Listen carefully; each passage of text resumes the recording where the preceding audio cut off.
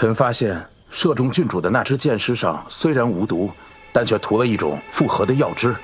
药汁？对，这种药汁是用各种草药研磨而成，对常人无害，但却会引发梦里醉的毒性。对手显然。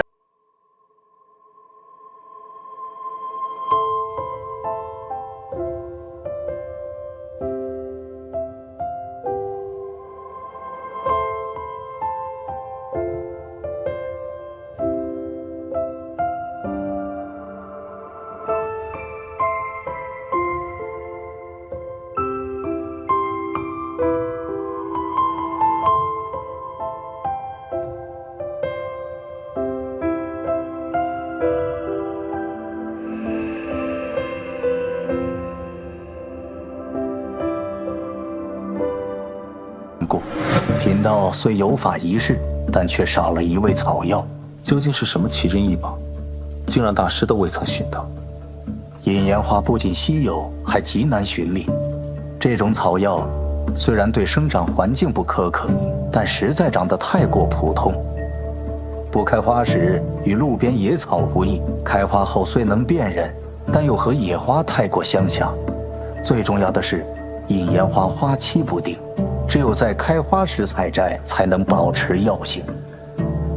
知道了，我会派人留意。至于找不找得到，按大师的话说，还得看天意。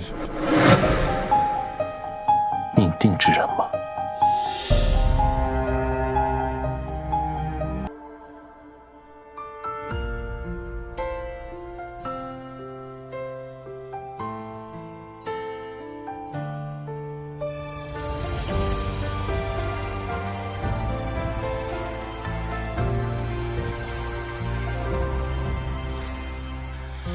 只是一眼于世人间，山海万千不再鲜艳，我们在不知不觉间系上了红线，时间的线一起直面，花落之间再爱一遍，将化作风。初见他时，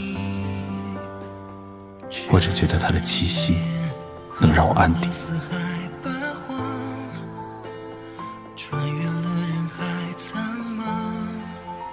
他的一颦一笑能让我感到愉悦。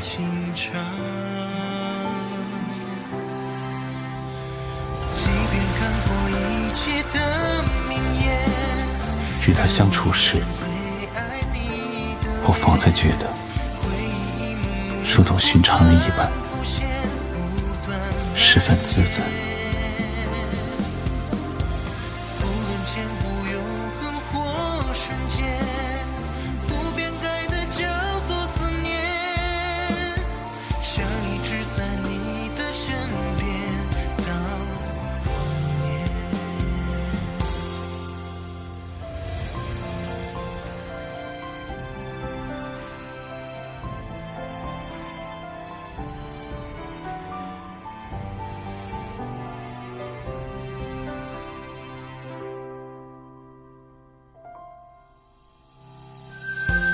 时间的线一起直面，花落之前再爱一遍，像化作风痕。我这一生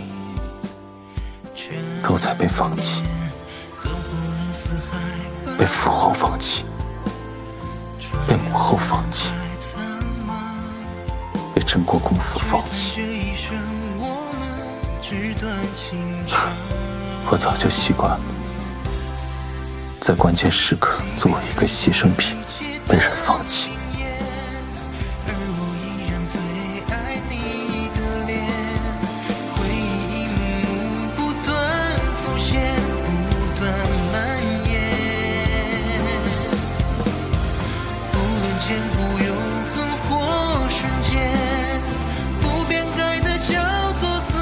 原来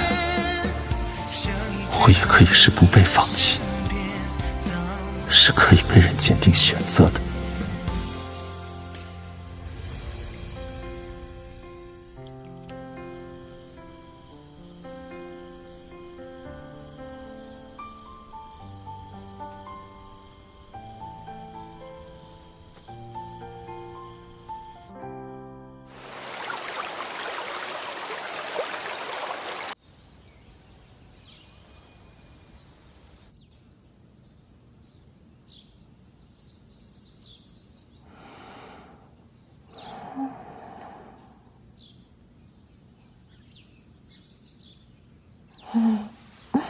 美梦。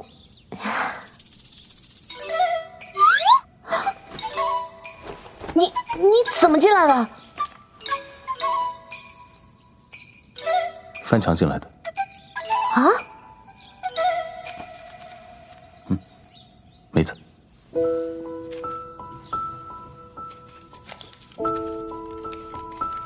宁王府的护卫都是摆设吗？大白天的有人翻墙进来都不知道。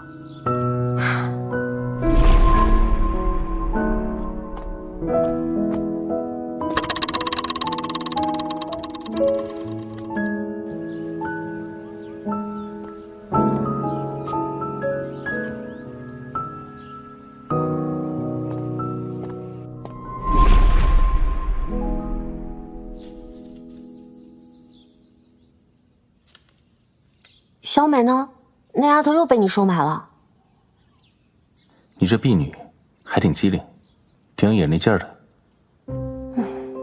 一个两个都不走寻常路。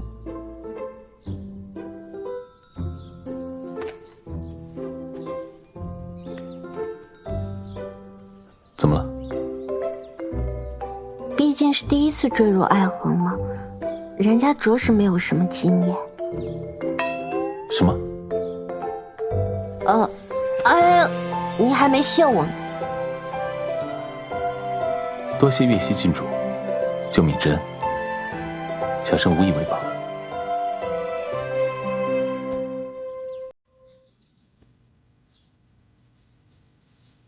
唯有，其实我没有帮你挡这一剑，你肯定也不会有事的。这救命之恩倒是严重了。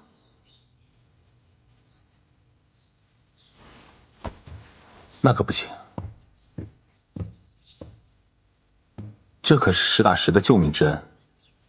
如今你也知道，我并非身患宿疾，而是中毒了吧？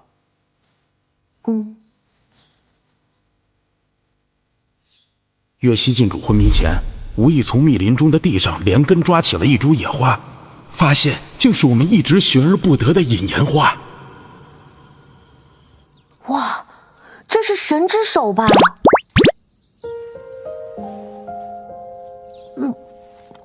不过幕后之人如何知晓你中毒之事啊？这不摆明了你那边出了内鬼吗？那你觉得这一次刺杀我的是萧旭吗？我觉得不像。怎么说？令牌遗留在现场实在太刻意了。要是萧旭做的，那也太蠢了。萧旭虽然自负，但还没有蠢到这个地步。我反倒觉得是幕后之人有意为之，明知事有蹊跷，但将萧旭推到众人面前，然后让陛下和朝臣都怀疑他，幕后之人的目的就达到了。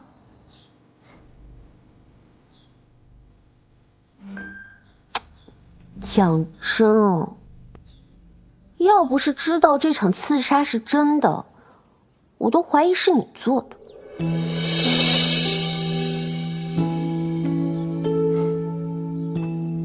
你猜对了。那这一剑，刺杀是真的，令牌却是我放的。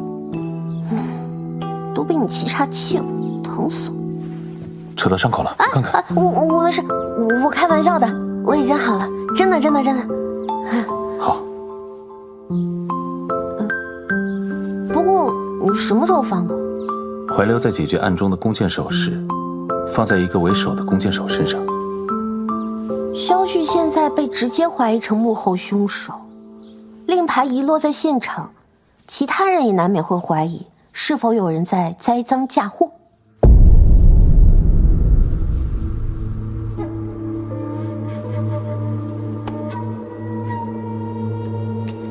是你将令牌留下来的。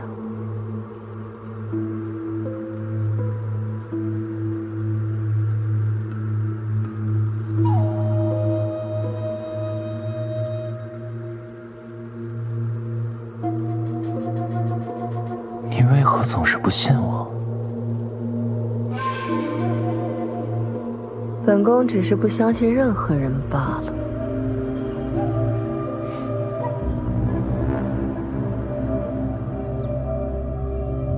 哇，高，实在是高，这刺杀还真有可能是萧旭干的了。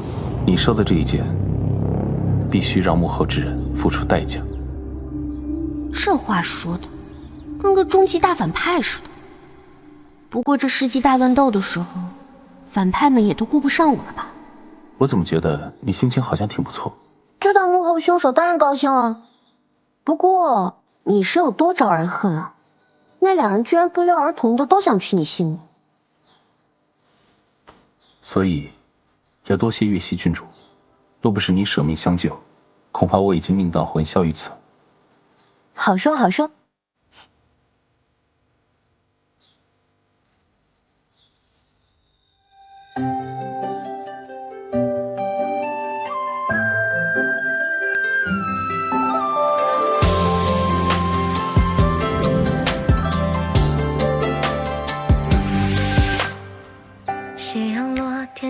萧星恒，他这么惯着我，其实终归还是有那么一点点喜欢我的吧。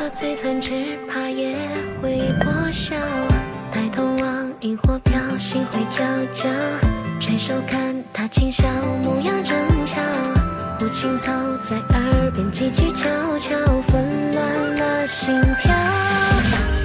言说此间相思正好，把你我萦绕，烟火绽开映入瞳眸，温柔眼角眉梢。谁说年少一生共度，相约白头到老，这无边风月，不敌你一笑。言说此间相思正好，无求也最大，谁中原鸟双双对对，唱曲千春的谣。谁赠红豆漫漫人间，相约暮暮朝朝，而我绯红了，双儿风月不敢想。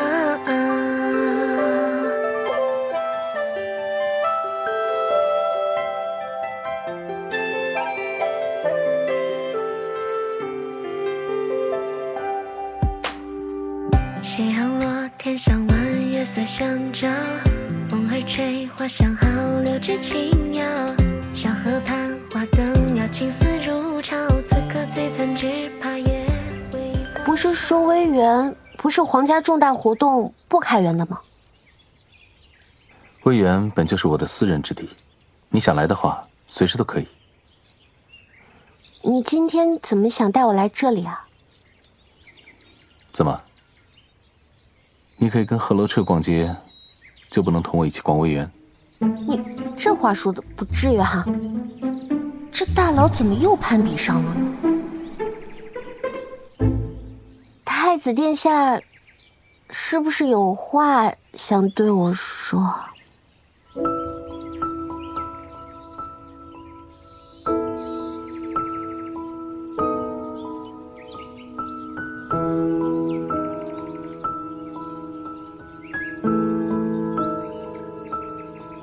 希儿，表哥，妾约见过表哥，想必这位就是月溪郡主了吧？你怎么知道我在这儿？这微园是赏花的好去处，我想表哥定不会辜负此美景，便想偷偷来试试运气，看能不能偶遇表哥。果然，我今天运气不错。是吗？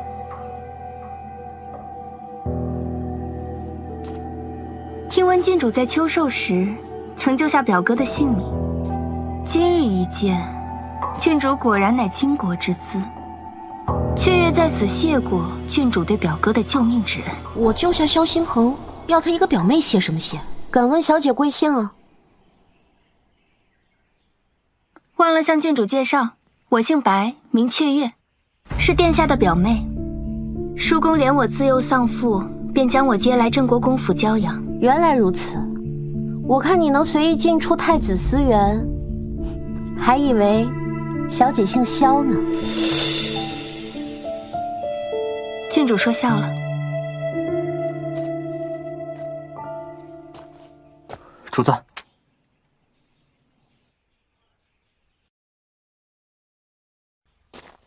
我先出去，你在这里等我。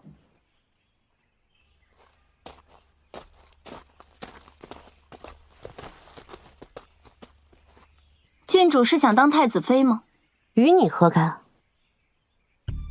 郡主可知表哥温润的面庞下狠毒的心肠吗？唉，他刀起刀落的样子，我都快看习惯了。看来郡主知道，我这表哥身体虽弱，但心怀远大抱负。郡主怎知他现在待你如此温柔，不是为了你父王30万的兵权呢？兵权？表哥早晚是问鼎天下之人，郡主若是想着他能一心对你像现在一样，那郡主可就是痴人说梦了。这皇室的爱情就像这些花，虽然绝美，但终将落入泥土，最终腐败成泥。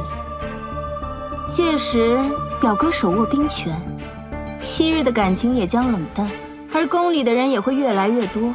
郡主觉得，你除了宁王府的支持，还有什么？可我至少还有宁王府的兵权作为依靠。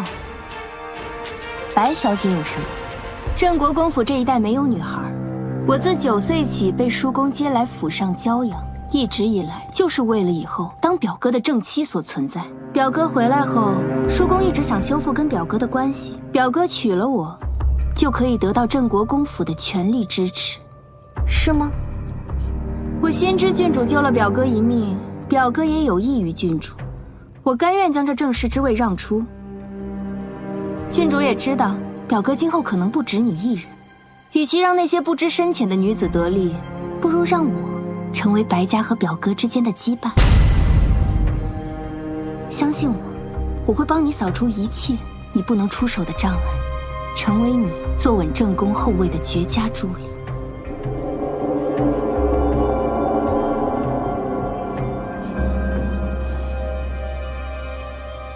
谢过白小姐的好意，不过我不太需要。我都不与你争这正室之位了，难道你还想一生一世一双人不成？我不像你，我呢不为别人而活。他若做不到，我便换一个。别说表哥继位之后做不到，就算现在他能为了宁王府的兵权娶你，也一定能为了镇国公府的信任而纳了我。兵权，你可以试试，看看他会不会为了镇国公府纳你。你就如此有自信？我不是自信，我说了，他若做不到，我便换一个。纵是天子，君若无情，我便休。你疯了！这样看来，你是真的容不下我。那这正室之位还是换我来做吧。哼。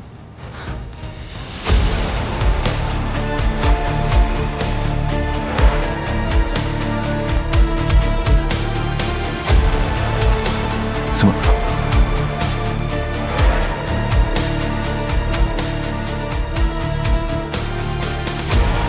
希儿，表哥，表哥！萧星河，你这都什么烂桃花？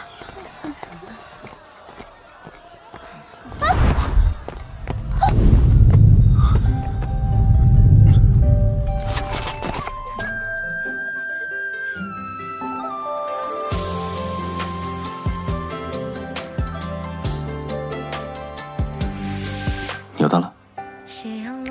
脚。没事，我们马上恢复。什么烂桃花，真的服！嘴里嘟囔什么？萧星河，你混蛋！我混蛋。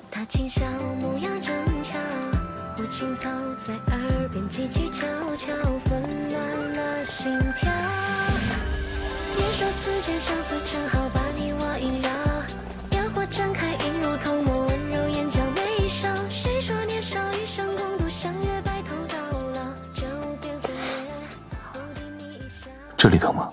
疼。这里呢？不疼。只是脚踝关节错位，没有骨折。旧伤未愈，又添新伤。哎，都怪你！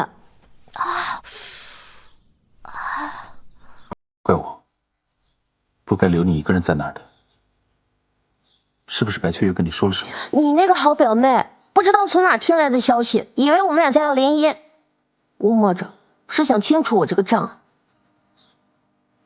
怪我活得太久，碍你们的眼。我知道白雀月是镇国公的人，可我好歹也是个郡主，不是？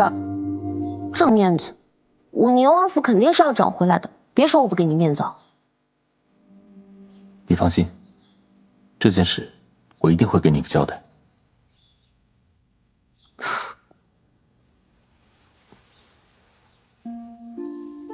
而且你记着，在我这儿，没有人比你更重要。镇国公没有，镇国公府也没有。这话听着，怎么这么像告白来着？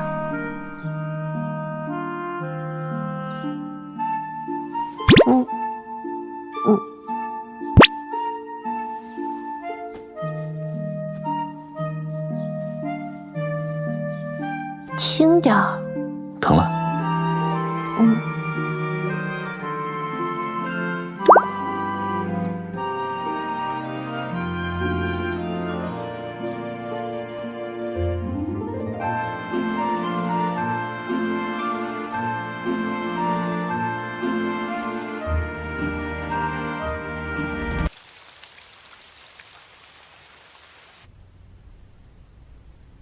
你安插在太子府的所有眼线，我已经全部处理了。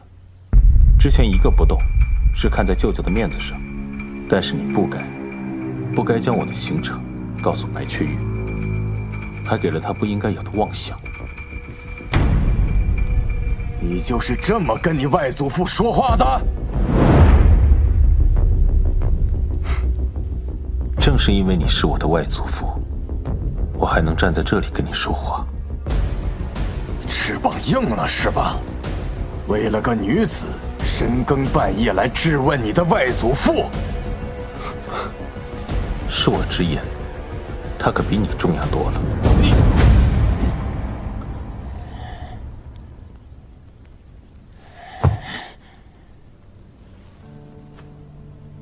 岳西郡主背后有宁王府支持，又救了你一命。我不反对你娶她，但雀月本是白家为你准备的正妻，从小悉心教养，最适合你不过。现下因岳西郡主虽然不能成为正室，但你将她一并纳了便是。本宫的婚事，外祖父怕是做不了主。都是为了你好，已经顺了你的意，你还要如何？为了我好，为了我好，送我去刘国；为了我好，对我不闻不问。究竟是为了我好，还是为了你自己？为了镇国公府好？说到底，你还是怨我当年送你去刘国为质。可我从不后悔当年的决定。那时的镇国公府没有了兵权，就是任人宰割的羔羊。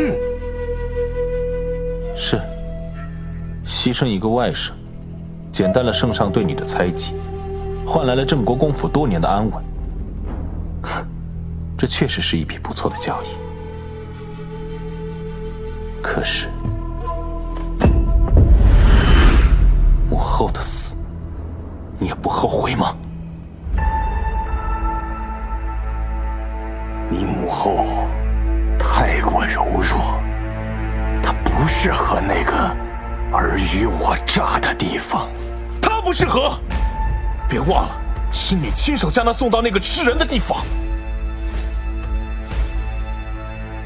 你还是在怨我。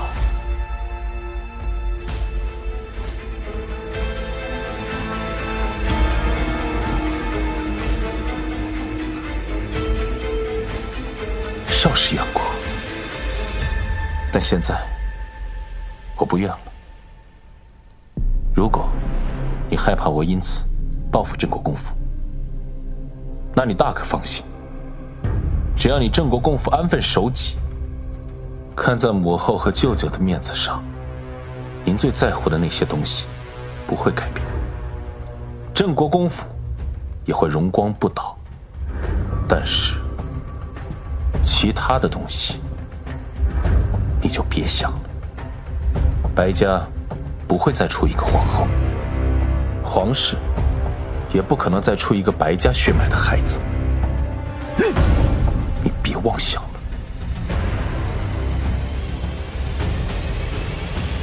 表哥，表哥，你是不是跟叔公说了什么？是不是岳西郡主说了什么？我没有，表哥，我真的没有。你不该挑衅他的。表哥，我从9岁的时候就知道将来要嫁给你，这些年我也一直为可以做好你的妻子而努力。我听叔公说你要娶岳西郡主，我没有想要跟他争什么，我可以不要名分的。在我这里，至始至终都只有他一个人。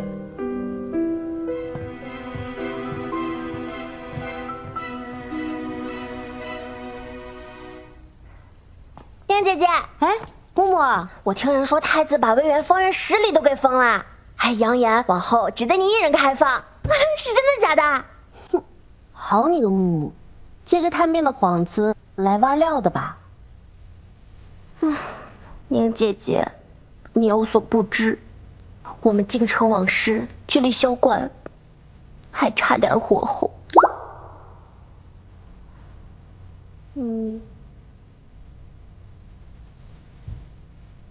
还差多少火候啊？就差你和太子。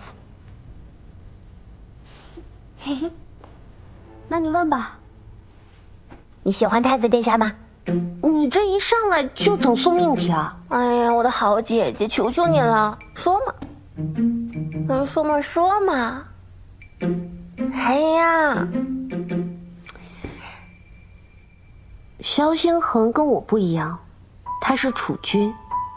今后更是天子，普通人尚且对3妻4妾习以为常，更何况久居高位的太子啊！那也不影响你喜欢他呀。那我也不想因为所谓的爱情，将后半生都葬送在争宠夺利的后宫中，再深的感情也会被消磨干净的。我就是条咸鱼，没什么理想抱负。每天呢就想吃吃喝喝，逍遥度日，快意一生。可是萧星恒却是我计划外了，令我无法抗拒的意外。哎呀，好烦呐！谈个恋爱怎么这么烦？大半夜叹什么气？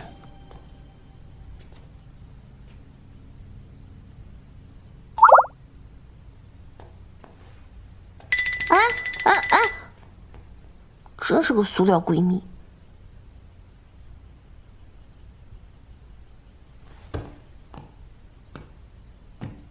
这大半夜的，你来干什么见不得人的事儿？你算什么见不得人的事情？一会儿可能会有点疼，你忍着点。啊？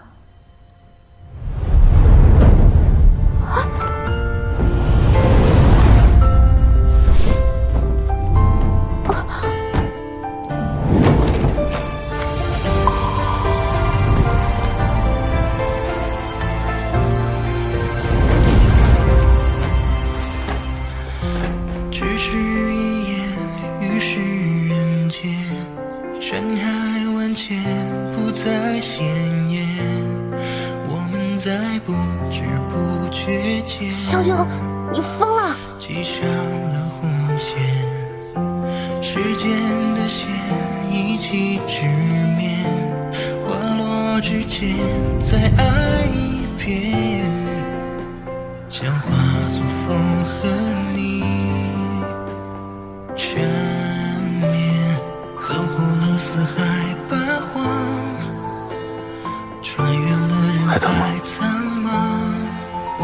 你到底想干什么？我们纸短情长，即便看破一切的名言，而我依然最爱你的脸，回忆一幕幕不断浮现，不断蔓延。我轻一点。前不永恒或瞬间，不变改的叫做思念，想一直在你的身边到忘年。时间的线一起直面，花落之前再爱一遍，想化作风和你缠绵，走过了四海八荒，穿越了人海苍茫，只谈这一生我们纸短情长。即便看过一切的名言，而我依然最爱你的脸，回忆一幕幕不断浮现，不断蔓延。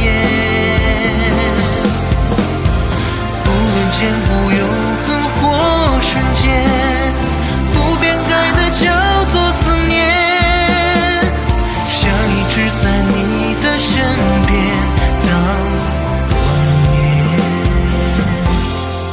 这几天胸口不要沾水，免得伤口发炎。这是什么花？鸢尾花。鸢尾。所以你大半夜过来，就是强制给我纹了一朵鸢尾，什么意思啊？你知道鸢尾的含义吗？我怎么知道？这是你为我留下的疤，我不希望它在你身上留下丑陋的印记，所以我帮你改了一下。你清高，你完美主义，你在我身上搞了个刺青，你咋不在自己身上也搞一个呢？鸢尾，寓意至死不渝的爱和俗世的情人，此生不负，来世不忘。他是他命定的爱人，发了，之前的相关被我们。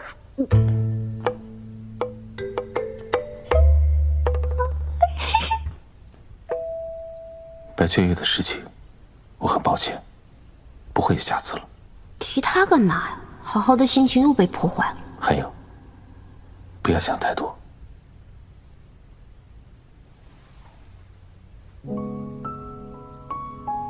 在我这儿，你是最重要的。结局如何，走下去就知道了。半路纠结，不过是徒增烦恼。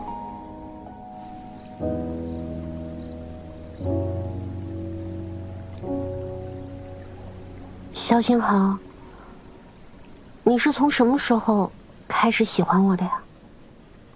怎么突然这么问？不是我想知道的啊，是木木想知道。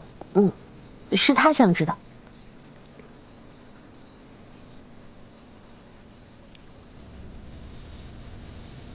你闭嘴！姬兰公主，我刚刚进出关你容貌，论相貌，你不过姿色平平；论德行，显然德行有亏。你不过是降国树公主，是谁给你的勇气，有胆子对我国储君指指点点？你照照镜子，你配吗？啊，没了，就这。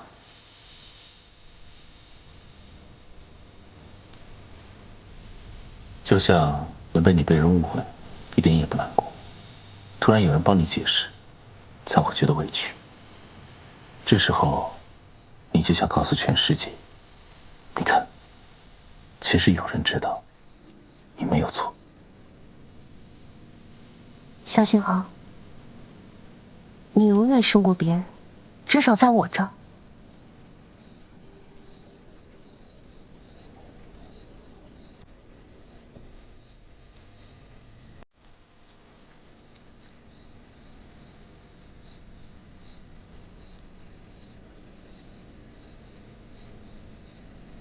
别太骄傲，还是有很多缺点的。我缺点很多吗？多啊，像天上的星星一样多。那优点呢？像太阳一样少。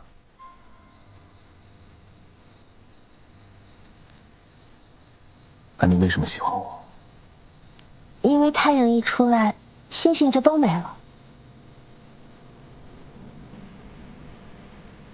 所以，希儿，你也喜欢我，对吗？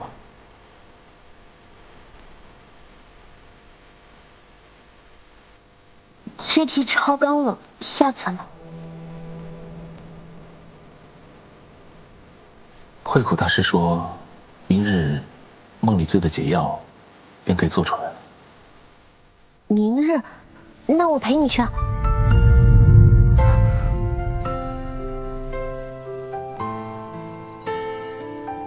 好。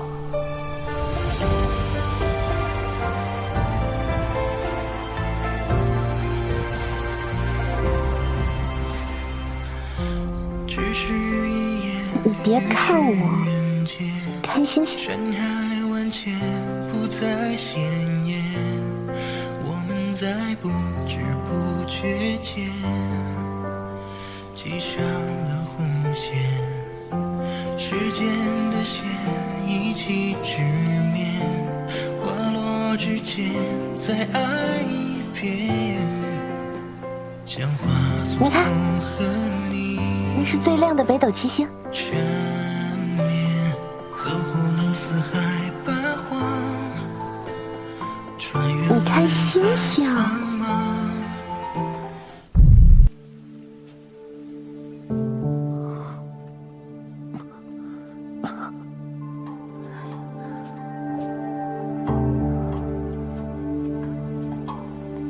这慧苦大师跟萧星恒进去已经有3个时辰了，怎么还没有动静啊？不是说拔出余毒的时候，比毒发的时候还疼吗？怎么萧星恒连一声声音都没有啊？郡主不要太担心了。自萧星恒中毒以来，慧苦大师研究这毒已经7年了。7年？这世上除了刘国皇室，也就是他最有把握解这梦里醉了。你是说他这7年来毒发的时候，都像今天一样吭都不吭一声？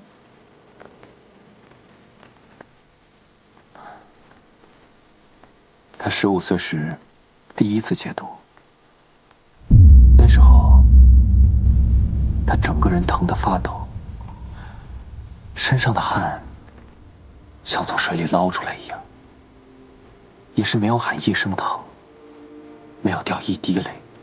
也许在他心里有比这更苦的事吧。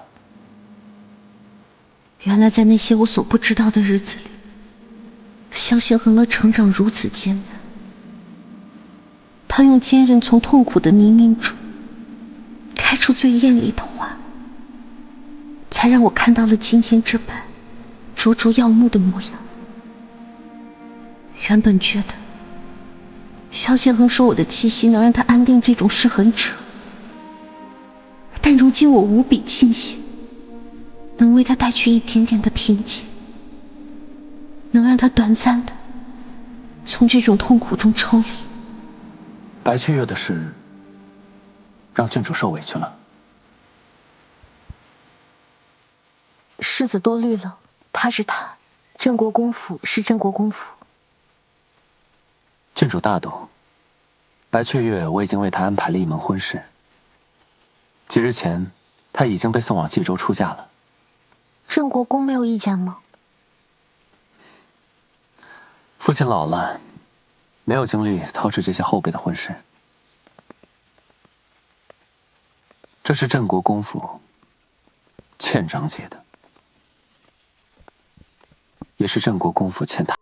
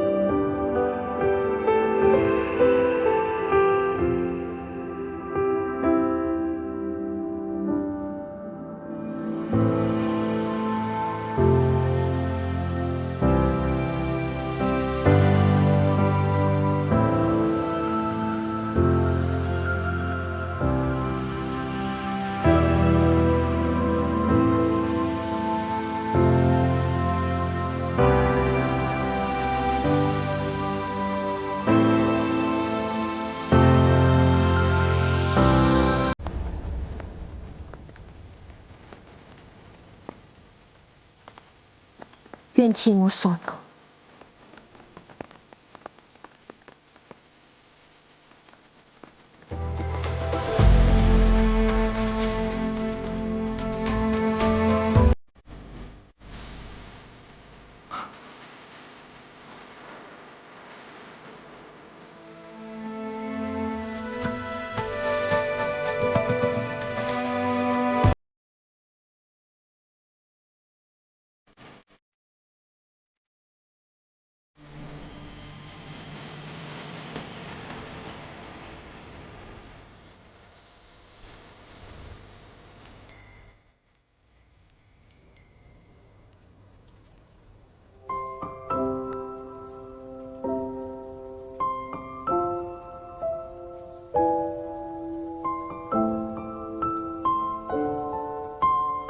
疼吗？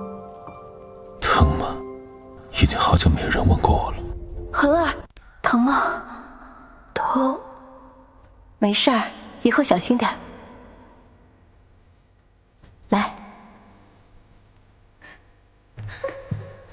从那以后，便再没有人关心过我疼不疼。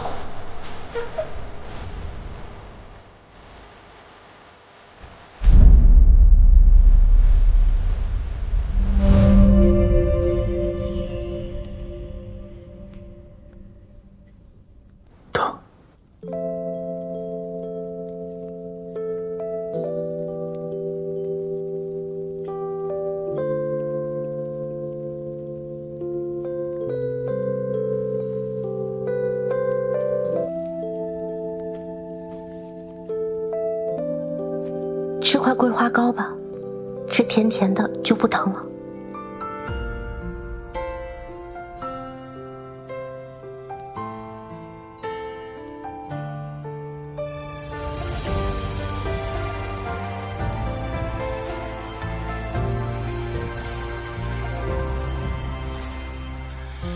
你知道吗？我15岁回国那年，特别想吃桂花糕。父皇，怎么每次奖励都是桂花糕？我都吃腻了。你呀，那个时候没有吃到，此后就再也没有吃过了。没关系，即使没有陛下的教导，你现在的字一样是方圆兼备，风骨天成。就像你少时没吃到的桂花糕，现在就躺在你的手心里。即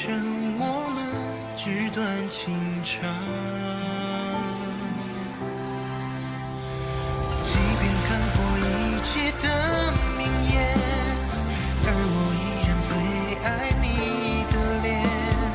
回忆一幕幕不断浮现，不断蔓延。无论前后永恒或瞬间，不变改的叫做思念，想一直在你的身边。我从不遗憾少时那块求而不得的桂花糕，但你给我的这块，却是我一生中梦寐以求的甜。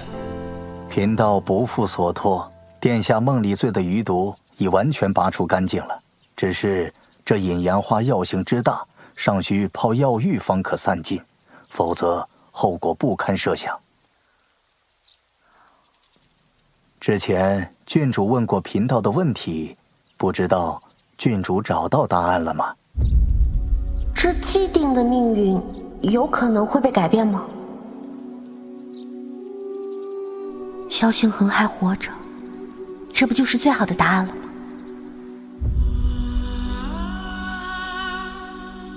当时大师让我随心而为，现下我也是寻到答案了。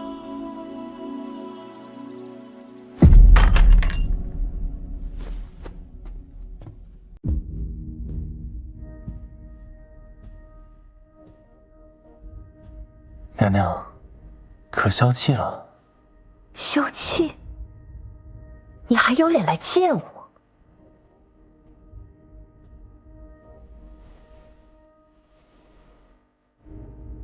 什么事值得娘娘这么生气？你可知，萧星恒的毒已经解了？知道，所以我来了。你的人就是这么办事的？刺杀萧星恒没死，还让他毒解了？还是说，你早就存了投诚之心，想拿我做你的投名状？你知道的，我永远不会背叛你。永远？这是多么可笑的词啊！可以记着，你的命，你所有的一切都是我给你的，你拿什么跟我谈永远？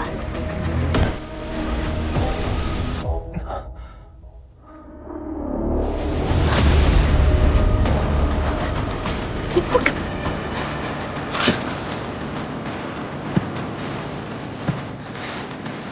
放心，有我在。更何况，这盘棋还没有走到死局。就算是死了，我也能重新将它盘活。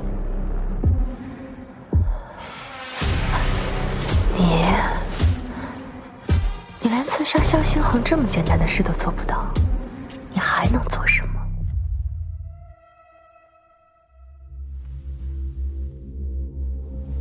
娘娘，都交给我吧。你只需要看着，好戏登台，等着坐上你该坐的位置。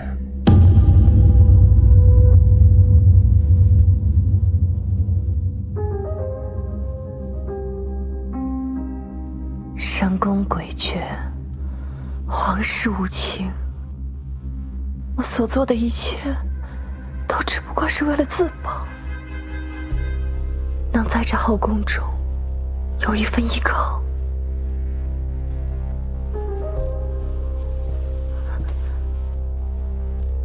小寒，我如今能相信的只有你了，你不能背叛我。一把刀永远都不会背叛它的主人。我是你亲手锻造的利刃，我若失主，便天诛地灭，死无全尸。那好，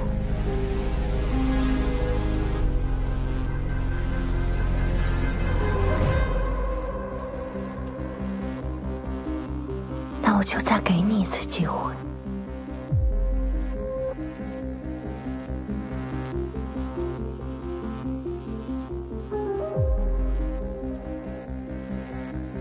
弄疼你了？只要是你给的，疼与爱，痛与恨，我都甘之如饴。那现在呢？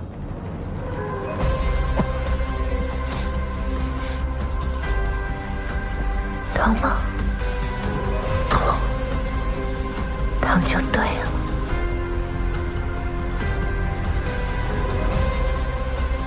记住了，我的心比你疼10000倍。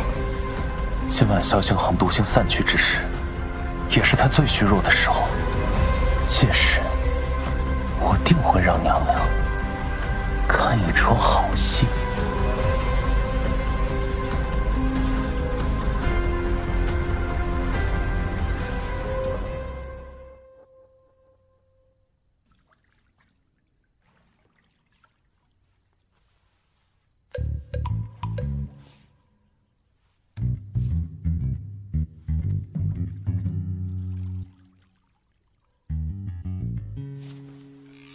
你们干什么？这是岳西郡主的私堂，你们还想硬闯不成？三殿下处出了刺客，有人看到刺客往这边来了，我们也只是奉命搜查。郡主还在里面，说了不让进，就是不让进。萧星恒现在是关键时期，这个时候千万不能出什么乱子。三殿下，那刺客刚刚赶到本宫处行刺，未必就不敢挟持岳西郡主。进殿检查也是为了确认郡主的安全。况且如今父皇也在这云泉宫中，若是放走了刺客，威胁到圣驾安危，你们谁能负得起这个责任？不管那刺客有没有进入云泉殿，只要三皇子带人闯入，那宁初曦的声誉必然受损。到那时，为了宁初曦的声誉，父皇和宁王也必会将宁初曦嫁给三皇兄。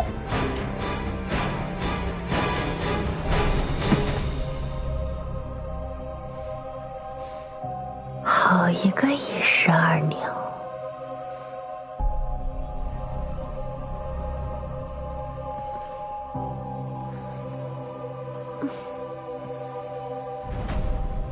萧旭，你今日敢踏进这玉泉殿半步，我整个宁王府必与你势不两立！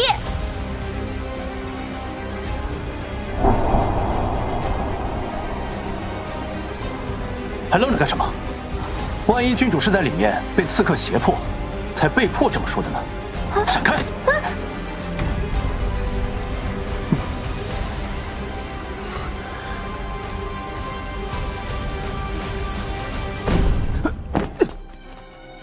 三殿下这样怕是不妥，若是损害了郡主的清誉，您手下的这些侍卫们怕是担不起宁王的怒火。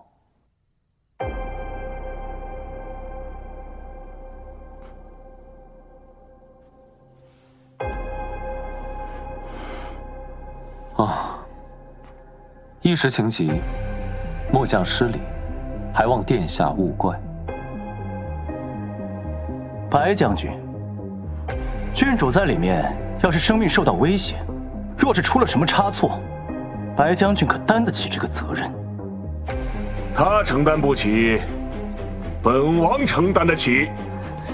本王倒要看看，为了影都摸不着的刺客，谁敢毁我女儿的清誉？宁王，不妨找个熟悉的婢女或是嬷嬷一块儿进去，这样既能确保郡主的安危，也算是尽到了捉拿刺客的职责。好你个萧旭，心眼子真多！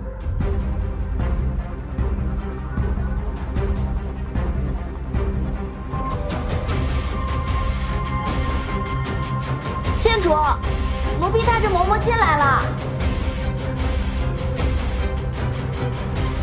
记得点赞关注哦。